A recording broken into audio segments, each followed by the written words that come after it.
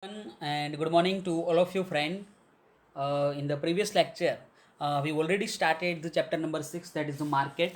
And in this chapter, we already completed the some topic, that is the first one, the market and meaning of market, then characteristics, and then classification. And classification is the viewpoint on basis of three, that is the based on location, quantity and competition. और हमने यहाँ पे बात करें तो जो quantity base थी वहाँ तक हमने कंप्लीट कर लिया था. And we already started the market based on competition. And on base competition we already complete the meaning of perfect competition and the characteristics of perfect competition market.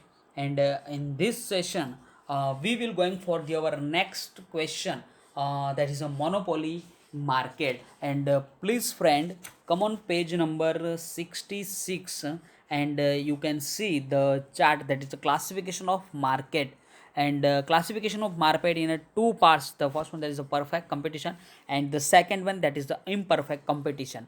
And in imperfect competition, also divided into three part, that is the monopoly, monopolistic and oligopoly. And now we will going for the in this session the first one, that is a monopoly market. So friend, please come on page number 68 on your textbooks, the market, that is the monopoly market. तो friend यहाँ पे हमें याद रखना है कि what is the meaning of monopoly market. तो आपको यहाँ पे याद रखना है कि मोनोपोली यानी कि जो सेलर है वो क्या होगा, सिंगल सेलर ही होगा. उतना हमें याद रखना है. उससे ज़्यादा कुछ आपको याद रखने की ज़रूरत नहीं है. सिर्फ कंसेप्ट क्लियर कर दो कि सिंगल सेलर जहाँ पे हो, that is the monopoly market. लेकिन आज तक आपने कोई ऐसा मार्केट नहीं देखा होगा कि वहाँ पे सिर्फ एक ही सेलर हो, एक ही सिंगल सेलर हो. लेकिन एक एग्जांपल हम ले सकते हैं कि रेलवे. तो रेलवे फ्रेंड एक ऐसा है कि जो रेलवे की जो सर्विस प्रोवाइड करे, that is the central government. तो रेलवे हम बोल सकते हैं कि that is the monopoly market. लेकिन वो गवर्नमेंट की एक हम बोल सकते हैं कि उनका साहस है, यहाँ पे उनका इंडस्ट्री है. तो रेलवे में तो आपको पता ही होगा कि जो प्राइस के ऊपर कंट्रोल रहेगा. लेकिन अगर समझो कि कोई प्राइवेट पर्सन की अगर रेलवे होती और वो अकेला उनके ओनर होता, तो यहाँ पे ज़्यादातर उनके ऊपर प्राइस के ऊपर कोई पब्लिक का कंट्रोल होता नहीं. जो अब हम यहाँ पे हम सीखेंगे उनकी definition and then characteristics of monopoly market. The economists consider the perfect market and monopoly market as a two completely opposite theories. यानी कि फ्रेंड परफेक्ट कंपटीशन मार्केट या तो परफेक्ट मार्केट और मोनोपोली, ये दोनों में बहुत सा डिफरेंस है. यानी कि दोनों एक दूसरे के क्या है, completely opposite. Monopoly is an imaginary concept. यानी कि मोनोपोली हम इमेज कर सकते हैं, रियलिटी में मोनोपोली मार्केट नहीं होता है. The monopoly observe in reality imperfect monopoly. यानी कि फ्रेंड जो मोनोपोली मार्केट है ऑब्जर्व कर सकते हैं, बट रियलिटी में तो इम्परफेक्ट मोनोपोली ही होगा. परफेक्ट मोनोपोली मार्केट कभी हो नहीं सकता है. Monopoly has originated from the Greek word. तो फ्रेंड हमें यहाँ पे याद रखना है कि जो मोनोपोली जो वर्ड है वो कहाँ से आया, Greek word, that is the monos, which means single and polein means seller. यानी कि फ्रेंड जो मोनोपोली, मोनो यानी कि सिंगल, एंड जो मोनोपोली, पोलिन यानी कि सेलर, सिंगल सेलर यानी कि that is the monopoly market. So monopoly means the market having a one seller. यानी कि फ्रेंड जो मोनोपोली मार्केट की हम बात करें तो मोनोपोली मार्केट एक ऐसा मार्केट है कि जहाँ पे एक ही सेलर होगा. And then definition, the first one, that is according to Professor Chamberlain, when product supply is controlled by या तो control only by an single enterprise, it is a monopoly market. तो friend monopoly market में क्या होगा कि जो product की supply, हमें पता है कि in the monopoly market there are only one single seller, only single seller. तो सिंगल सेलर यानी कि वो प्रोडक्ट को मार्केट के अंदर अकेला एक ऐसा बंदा है कि वो खुद सप्लाई कर रहा है. तो मार्केट के अंदर जो प्रोडक्ट की सप्लाई होगी वो किसके हाथ में रहेगी, control only by an single enterprise. According to professor Stigler, only one enterprise is the seller of the goods और प्रोडक्ट्स. यानी कि फ्रेंड एक ही एंटरप्राइज है मार्केट के अंदर की जो गुड्स एंड प्रोडक्ट को क्या कर रहा है, सेल कर रहा है. And then we will going for the characteristics of monopoly. तो आप अपनी बुक्स में भी देख सकते हो on the page number 68 and 67, and there are 7 characteristics of monopoly market. तो हम यहाँ पे वन बाय वन एक एक कैरेक्टरिस्टिक्स को कंप्लीट करेंगे और उनके जो कंसेप्ट है उनको हम क्लियर करने की ट्राई करेंगे. The first characteristic that is the only one producer और सेलर एंड न्यूमरस बायर्स. यानी कि फ्रेंड जो सेलर है, जो प्रोड्यूसर है, वो मार्केट के अंदर एक ही है, लेकिन जो बायर है वो बहुत सारे हैं. There is only one seller और a producer of the products and goods वो control the supply of the product. यानी कि फ्रेंड समझो कि आप एक ही मार्केट के अंदर उनका कोई प्रोडक्शन है, उनके प्रोडक्शन आप कर रहे हो कोई प्रोडक्ट के, तो जो सप्लाई हो टोटली किसके हाथ में रहेगा? आपके हाथ में ही रहेगी, क्योंकि you have only one single person, you produce the goods. There is no competition in the market as there is only one seller, allowing the seller or the producer to control the price of the product. यानी कि product की price के ऊपर भी किसका control रहेगा? आपका. The producer or seller can decide the price of the product to so known as a price maker of the product. यानी कि फ्रेंड अगर मोनोपोली मार्केट है, वहाँ पे जो सेलर है या तो प्रोड्यूसर है, and he is the price maker, यानी कि वो खुद प्राइस यहाँ पे डिसाइड करेगा. When there are a countless buyer in a market. Countless यानी कि अगर समझो कि बायर की संख्या बहुत ज़्यादा है, numerous buyers, the importance of a single buyer becomes a negligible. यानी कि समझो कि फ्रेंड बहुत सारे मार्केट के अंदर बायर है, तो कोई सिंगल बायर का यहाँ पे कोई ज़्यादा इंपॉर्टेंस होगा नहीं. There is a competition seen between customer in a monopoly. यानी कि फ्रेंड कि जो कस्टमर है उनके बीच में यहाँ पे क्या हो जाएगी? कंपटीशन हो जाएगी. बल्कि बायर के सेलर के बीच में कोई कंपटीशन होगी नहीं, because you all aware about that कि मोनोपोली मार्केट में जो सेलर है वो एक ही है. The buyers thus can not affect the price of the product. यानी कि फ्रेंड जो बायर है वो प्रोडक्ट की प्राइस के ऊपर अफेक्ट कर सकता नहीं है. तो यहाँ पे जो फर्स्ट कैरेक्टरिस्टिक्स हमने कंप्लीट कर दिया. The second one that is the absence of substitute goods, and I think you know that this what is the meaning of substitute goods. The substitute goods, that is the you can use the product in option. यानी कि समझो कि मैं आपको best example यहाँ पे दे सकता हूँ, T and coffee.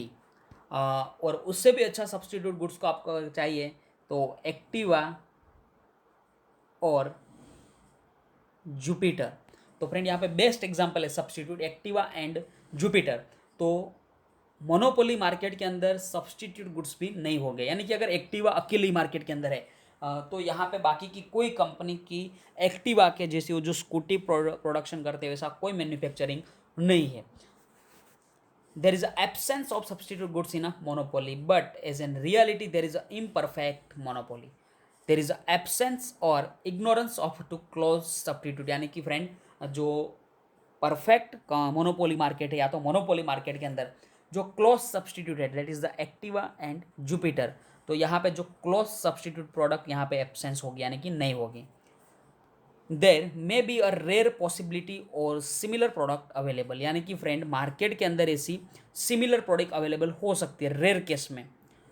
For example if while buying a railway ticket from a specific company.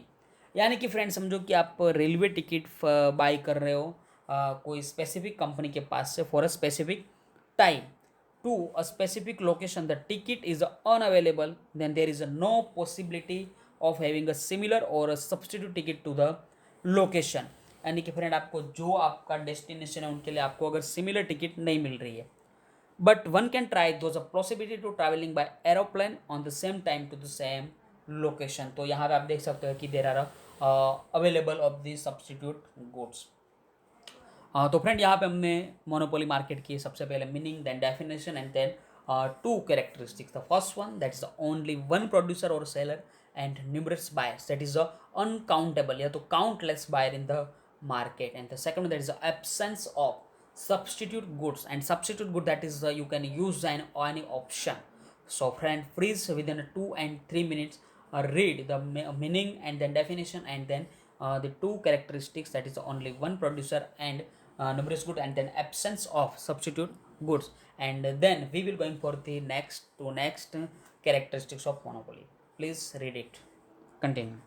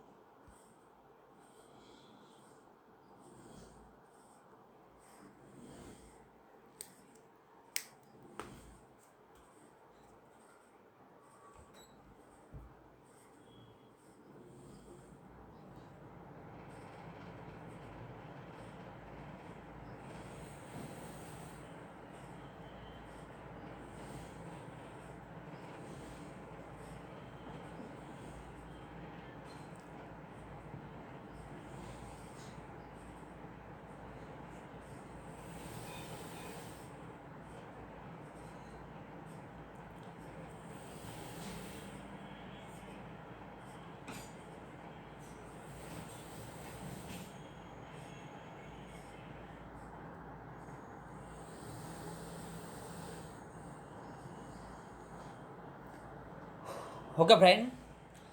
The next characteristics that is the restriction over the entry of new firms. Friend, तो आपको शायद पता ही है कि मोनोपोली मार्केट में एक ही seller है, single seller. अब समझो कि हम रिस्ट्रिक्शन नहीं रख रहे यहाँ पे। ध्यान से मेरे वर्ड्स सुनना कि अगर समझो कि हम रिस्ट्रिक्शन नहीं रख रहे, यानी कि जो न्यू फर्म एंट्री ले सकती है, तो एक ही सेलर अवेलेबल है मोनोपोली में, और समझो कि और एक यहाँ पे ऐड हो गया, तो अब कितने हो जाएंगे? 2। तो फ्रेंड यहाँ पे अब मोनोपोली मार्केट तो रहा ही नहीं, क्योंकि मोनोपोली की जो डेफिनेशन है वो क्या कहती है कि only a one enterprise is the seller of the goods and products. तो फ्रेंड यहाँ पे तो 2 हो गए, तो अब मोनोपोली मार्केट का एग्जिस्टेंस है ही नहीं। तो फ्रेंड यहाँ पे हम फिर से बोल सकते हैं कि कोई न्यू फर्म्स या तो कोई न्यू एंटरप्राइज मार्केट के अंदर रिस्ट्रिक्शन है उनके एंट्री के ऊपर। There are different forms of a monopoly in the market. Monopoly means the existence only one seller. It is a possible to end the monopoly, but being difficult to process, and the seller can sustain is a monopoly for a longer duration. यानी कि friend अगर समझो कि possibility है कि monopoly and हो जाए, बड़े डिफ़िकल्ट प्रोसेस रहेगी। एंड जो सेलर होगी वो भी क्या चाहते होगा कि हम एक ही मार्केट के अंदर अगर सेलर है तो हम जो भी चाहे वो प्राइस भी ले सकते हैं, यानी कि seller can sustain this monopoly for a longer duration. Due to absence of competition, the seller controls the price and gains super normal profit. यानी कि फ्रेंड जो कंपटीशन की हम बात करें तो एब्सेंस ऑफ कंपटीशन, कंपटीशन है ही नहीं मोनोपोली के अंदर, तो उससे क्या होगा कि जो seller can control the price, यानी कि फ्रेंड प्राइस के ऊपर सेलर का कंट्रोल रहेगा। And gain super normal profit, यानी कि उनको प्रॉफिट कैसा मिलेगा? सुपर प्रॉफिट वो कमा सकेगा, क्योंकि कोई उनके कंपटीटर तो है नहीं। Even though there is a super normal profit due to monopoly and the other forms can not easily enter in the market, the monopoly restrict newer forms by factor like natural low skills and experience. तो friend यहाँ पे जो third बंदा कि कोई नई firm, कोई new enterprise market के अंदर एंटर कर सकते हैं नहीं है, बिकॉज कोई न्यू आ जाएगी तो 1+1, 1+2, 1+3, अगर थ्री पा कोई नई 3 फॉर्म यहाँ पे आ रही है तो 1+ मोनोपोली में एक तो है ही फ्रेंड, बाकी की समझो कि 3 आ रही है तो अब 4 हो गए, लेकिन मोनोपोली की डेफिनेशन बोल रही कि only single seller. The fourth one that is the control over the price और सेल्स। तो फ्रेंड आपको पता ही है कि मोनोपोली मार्केट के अंदर सिर्फ एक ही सेलर है, तो उस एक सेलर का प्राइस एंड सेल्स दोनों के ऊपर कंट्रोल रह सकता है।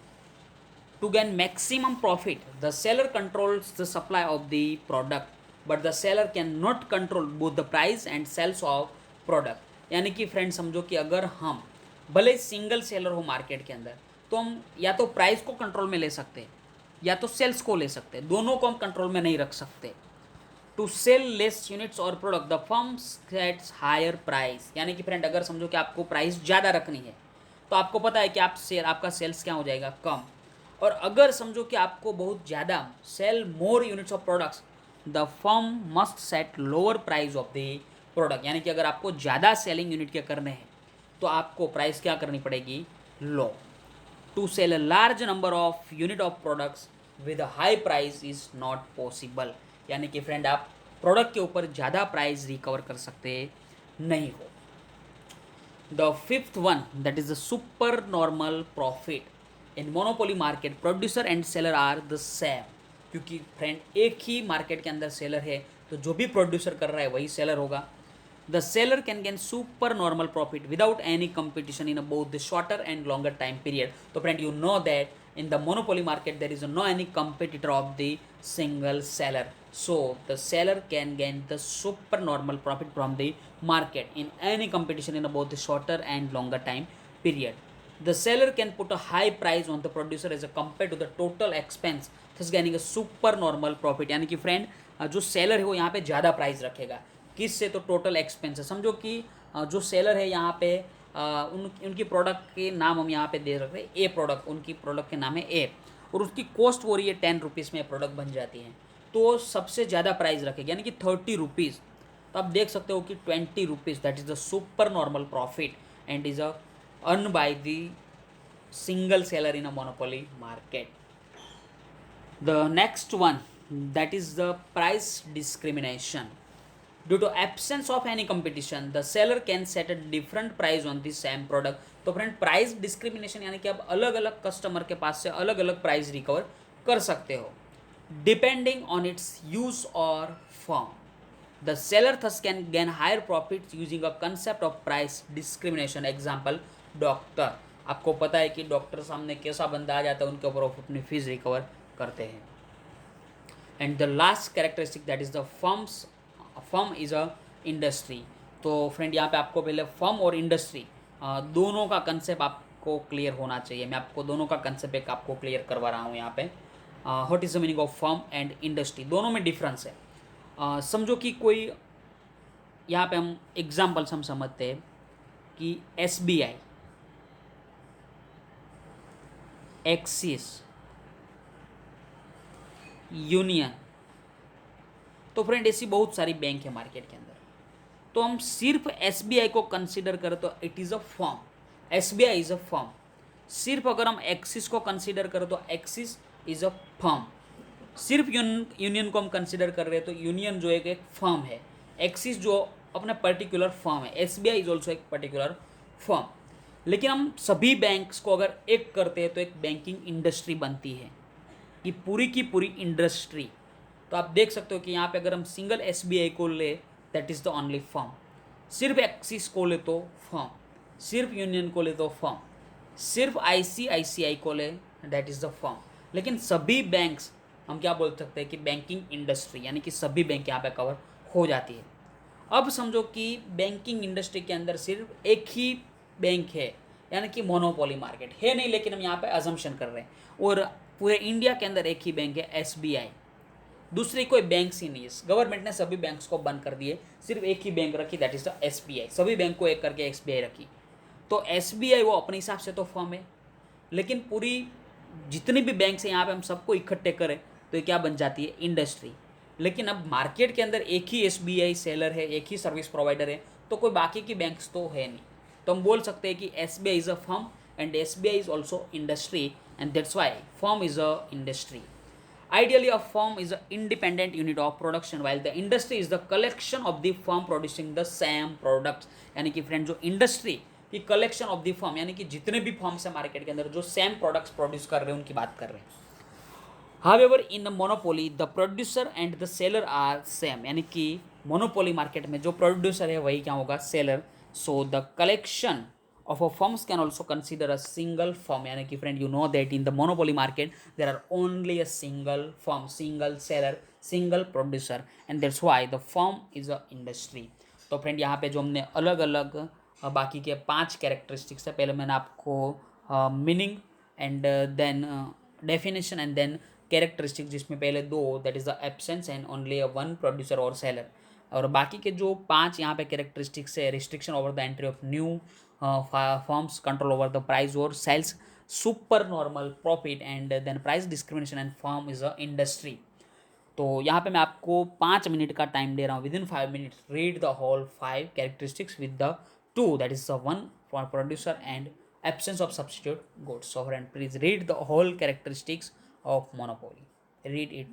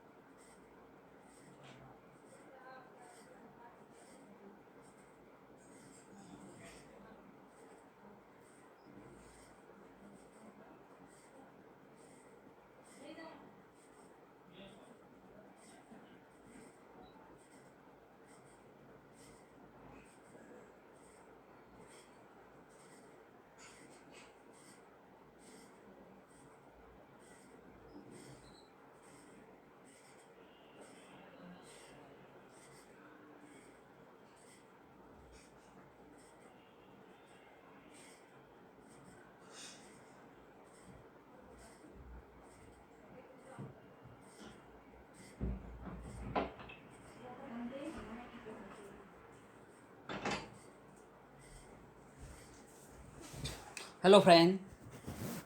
I think you complete the reading of the characteristics of monopoly, and now we will going for the next competitive market, that is the monopolistic competition. And now you can see on page number 69, that is the monopolistic competition. In reality, market are neither perfectly competitive markets and not pure monopoly market. यानी कि friend हमने जो दो यहाँ पे market complete किए, first one that is the perfect competitive and second one that is the monopoly. तो ये दोनों मार्केट में अवेलेबल या तो एग्जिस्ट करते नहीं है.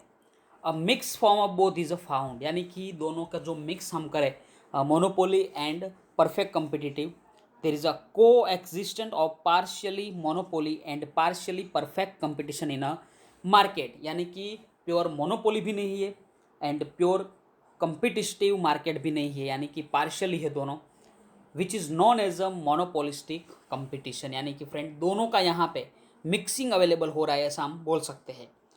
The major types of market is observe in a monopolistic market. यानी कि ज़्यादातर हम कौन से मार्केट को ऑब्जर्व कर रहे हैं, that is the monopolistic.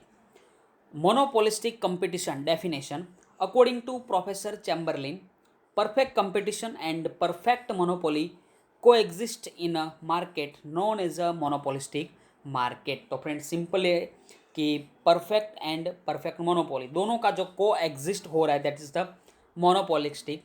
And according to Robinson, if each firm establishes a monopoly and also competes at the same time, the market is called imperfect competition. तो फ्रेंड दोनों डेफिनेशन सिंपल है, लेकिन आपको ज़्यादातर जो यहाँ पे हम याद रख सकते हैं दैट इज़ द चैम्बरलिन की डेफिनेशन. और जो कैरेक्टरिस्टिक्स है मोनोपोलिस्टिक कंपटीशन के, हम नेक्स्ट लेक्चर से कंटिन्यू करेंगे. और आज का लेक्चर हम यहाँ पे एंड कर रहे हैं. So thanks to all of you friend and take care. Bye bye.